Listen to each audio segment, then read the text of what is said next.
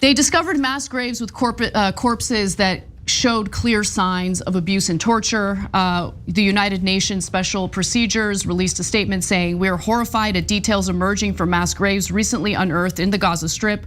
Over 390 bodies have been discovered at Nasser and Al-Shifa hospitals, including of women and children, with many reportedly showing signs of torture and summary executions and potential instances of people buried alive."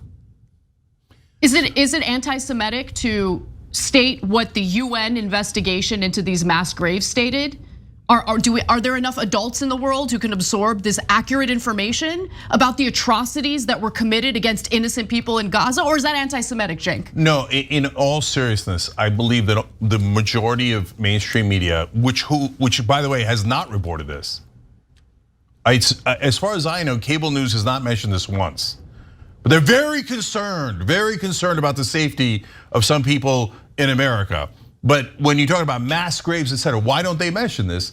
Because, well, they've been pretending all along that Israel is accidentally killing 24,000 women and children, accidentally doing a Where's Daddy program where they purposely murder their family members, accidentally using snipers to kill children and women.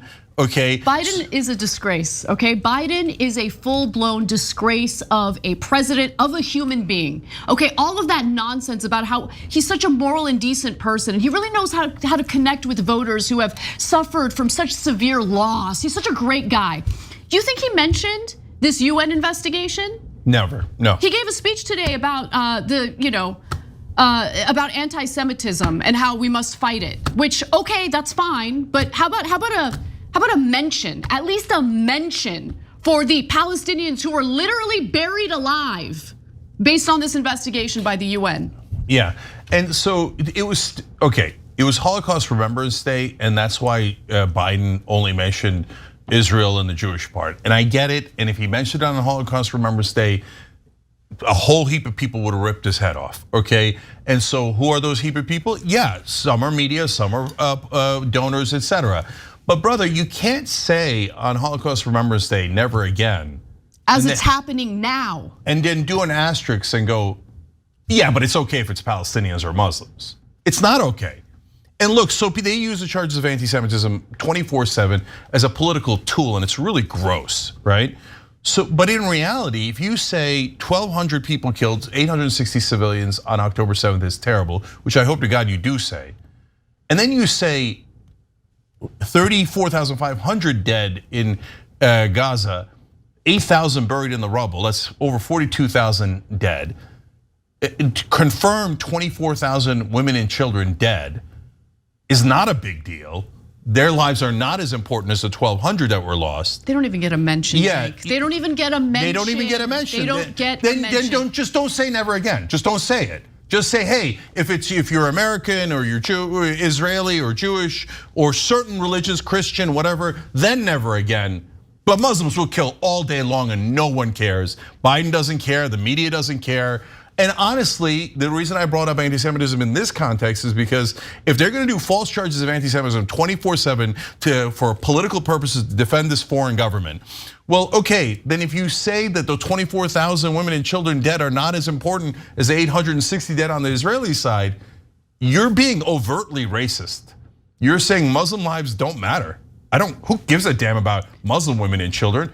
Let them, Israel should go into Rafah and massacre more innocent women and children? Here's some more details. That's an avowedly racist position. Yeah, they don't care. Here's some more details from the UN investigation. The treatment of pregnant and lactating women continues to be appalling, with the direct bombardment of hospitals and deliberate denial of access to healthcare facilities by Israeli snipers. They refer to it as deliberate.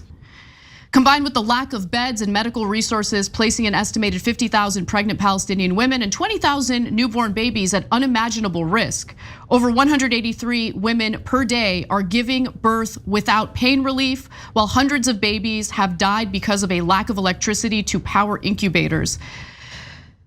The dreadful conditions have resulted in increases in miscarriages by up to 300%. And understandably, the international community sees reports like this. They see the footage of what Gaza looks like, what the bombardments look like, what the pain and suffering looks like. And the International Criminal Court is understandably considering, arrest warrants for people like Benjamin Netanyahu. And in response to that, in response to all of that slaughter, you have Republican members of our Senate writing to the ICC to say, target Israel and we will target you.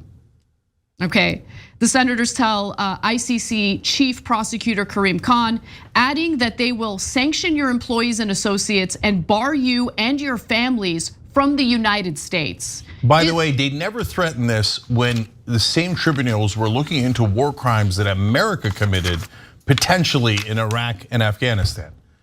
So guys, don't tell me that the AIPAC money isn't relevant when all of a sudden they say the one country you cannot ever sanction is not America, but Israel.